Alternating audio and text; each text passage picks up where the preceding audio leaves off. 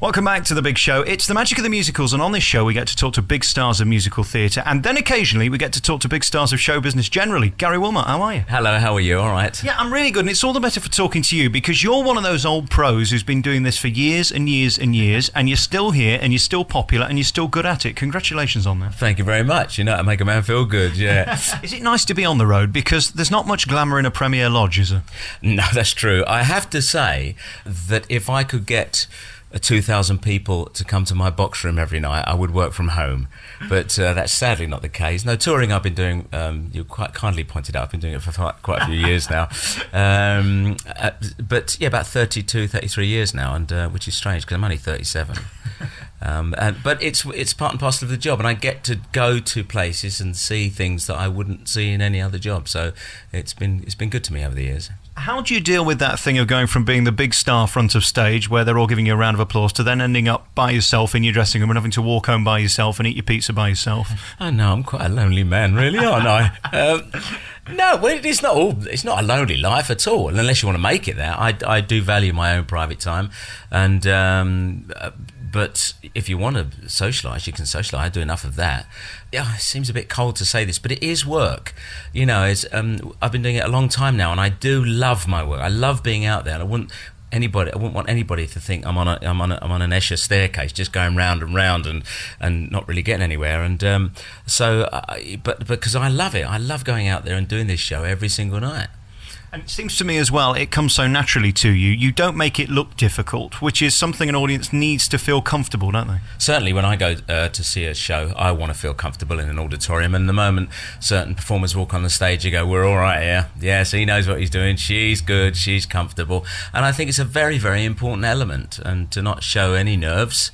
So yeah, that's what I've tried to do from day one, actually. I remember watching a program called New Faces many, many moons ago, and some of the comments that the experts on there used to make were very often about nerves. They'd say, a very good singer, a little bit nervous, and I thought if I could get rid of the little bit nervous bit, they'd just say good singer, you know, so that's what I've tried to do. And how do you manage to do that? Is it all front? Is that the biggest part of the act, making it look like you're not nervous? There are various technical things that I decided not to do, like hold a cup and saucer and in a play. And if I've ever got to pour a drink, I go, no, let's do this some other way. Or and indeed, holding a piece of foolscap paper. If you're a little bit nervous on your first night, that's a dead giveaway. So there are certain big things. There are lots of tiny little things you can do, and just edit those elements that show that you're nervous. You can edit those out before you even get on stage. Excuse me, there's somebody at my dressing room door there. Would you like to come in? Enter! Oh, come in, it's Claire, our wardrobe mistress, and she's absolutely brilliant. Irons my shirt superbly. Say hello, Claire. I thought it might be a leggy dancer, because we're here today at Chicago, and of course this is the show for sexy people, isn't it? It is, but there's no leggy dancers ever coming to my dressing room, and if they do, they've got beards and muscles, so so that's no good. Yeah, they are. It's the sexiest show you will ever see. I mean, it is absolutely fantastic. I saw it for the first time about 12 years ago. I've wanted to play this role for a long, long time. I went to see it. I knew I was going to be doing it, so I went to see it purely by chance at Oxford when Jimmy Osmond was playing Billy Flynn, and I thought it was the best I'd ever seen it, hand on heart. And I think that's the feeling going around the industry at the moment. They say, don't go to the West End. Well, if you want to go to the West End, if you're there, it's convenient, go. But if you want to see it really top-notch, come and see the tour, because it is absolutely fantastic. And so is the West End show as well. The West End show is really, really good, but this one, for me, is just pips it at the post. What they seem to be doing in the West End is putting people in to get people in. For example, Jerry Springer, who I interviewed just the other week, he ain't a singer, let's face it. He's not being put in for his vocal prowess, is he? No, by his own admission, he's not a singer. But you see, you have to pat somebody on the back, because to keep a show running in the West End, as high profile as the PR company that look after this show, for 12 years, it's no mean feat. I know we've got Les Mis and Phantom, and they're very, very rare that shows run as long as 20 years, you know. But so most shows they run maybe 2 years, lucky if you do 3 years. But when you've got this show running for 12 years, that's some going, you know.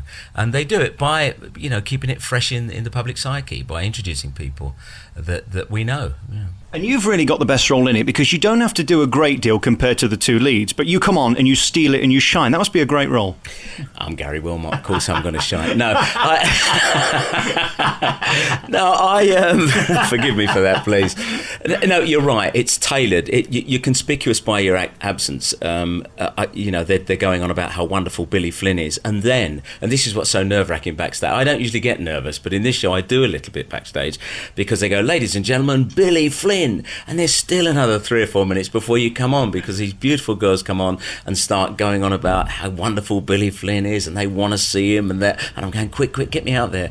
I'm used to people going, "Ladies and gentlemen, Gary Wilmot," and on you go, and you hit it. But so it can be a little bit nerve-wracking, but I'm kind of over that now. The thing about you is, and I hope you take this as a compliment, I was just with Brian Connolly last week in Hairspray talking to him about his life and career, and I see you as the same as him, a guy who loves it, works hard at it, and is the backbone of show business, still doing it month in and month out. Do you know what I mean? I couldn't do anything else, really. I think that's it, and it's probably the same for Brian. We both work hard at our craft, and I love what I do. I suppose I'm a creative person. I like to lift the script from the page, to use a cliche, from the page to the stage, and do it hopefully better than anyone else. That's my objective. I'm not being what can I say? What's the word I'm looking for? Arrogant. Arrogant. I don't mean arrogant. I mean, as a performer, I think it's very important that you strongly feel that you're the best man for this job. They've chosen you, and you're the best. So I give it my best, and it's a collaborative art, and you can't go out there on your own. You're reliant on even the spot guy. If he doesn't hit you with the spotlight, you don't look good. If the sound isn't right, if the band isn't good behind you, you look bad. So it's a collaborative art, and I really appreciate that very, very much, and that's why I love it. You've done some tremendous roles throughout the years. Is it still a thrill, though, when the phone call comes through that you've actually got it? Yeah. Oh, yes, it is. You kind of go, mortgage paid for a little while. No, it's deeper than that. Yeah, it is. It's nice to feel wanted, and to be starring in shows. And I remember the thrill I got from going into Chitty Chitty Bang Bang, not just because it was a great show, but because there I was, little old Gary Wilmot from South London, comprehensive school education, was sitting in the #1 dressing room of the London Palladium, the most famous theatre in the whole world. And that was a real thrill for me, yeah. And again, the mice that sit there and pass you from hour to hour, how does that feel? You've been around the block a few times, you haven't? Yes. Well, so my good friend Tony Adams, who you remember Adam Chance in Crossroads, he was my grandfather in that. They chose us because we look so alike. And he used to feed a mouse that used to come into his dressing room every night. He used to have some bread and some biscuits there just waiting for it, and he used to feed it. But yeah, but that's London. I mean, yeah. You can just deliver. You've got a great back of the theatre kind of voice where everybody can hear you and you're not hiding behind it. How nervous are you about people who come in and shake your hand and sneeze and occasionally go, maybe worrying about the pig flu and things like that? I'm pleased you've apologised for that. I don't worry about it at all. I don't think there's anything you can do about it. Someone sneezes on the back of your neck on the train, there's nothing you can do about it, is there really? So you can't spend your life worrying about it. So I just kind of get on with it. I do wash my hands a lot though, and I've done that pretty much all my life. I'm not compulsive about it, but I do. Before I eat, I always wash my hands, and when I've shaken hands with you and you've left, I shall go in there and probably have a sauna and a steam room. None taken. And let's talk about some of the shows you've been in. I mean, you mentioned Chitty and now you're in this. What's the best show you've ever been in? Do you know, this one comes pretty close. Chicago comes pretty close to a show that I suppose for obvious reasons is my favourite. It's Me and My Girl. It was a show that had been running for 4 years in London, and purely by chance I managed to get an audition with the director, Mike Cochran, and he offered me, well, a couple of days later they offered me the job, and I was astonished, quite honestly, because I wasn't anybody's idea of an archetypal Cockney character from 1937, and they said, do you want to do it? And I was delighted for lots of reasons. I'd seen the show just about 6 months before. We'd had a friend in it. We got a party up to see it, and I thought it was the best thing I'd ever seen. I thought it just as a punter, I thought it was fantastic. And not only that, but the whole thing, Bill Snibson is actually from Lambeth. Well, I was educated in the Lambeth Walk. My school, which still stands now, is actually in the Lambeth Walk. And so if I wasn't Bill Snibson, I certainly knew lots of them. The accent was never a problem, and the attitude for that matter. But I have have to say, I've not come across a show like Me and My Girl since Chicago, and I'm not just saying it because we're at this point now and you're here. It's a show that is a tremendous show. There's no getting away from that. It's audiences love it. It's really over the footlights, a lot of it, and I've never been with a company like this.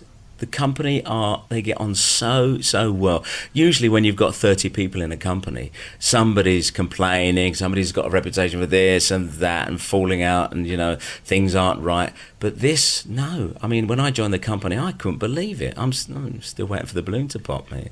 It makes me feel inadequate when I see this show because, I'm a clinically obese man, deeply unattractive, and all these Adonises come on the stage. It's not good for a man's ego, is it, though?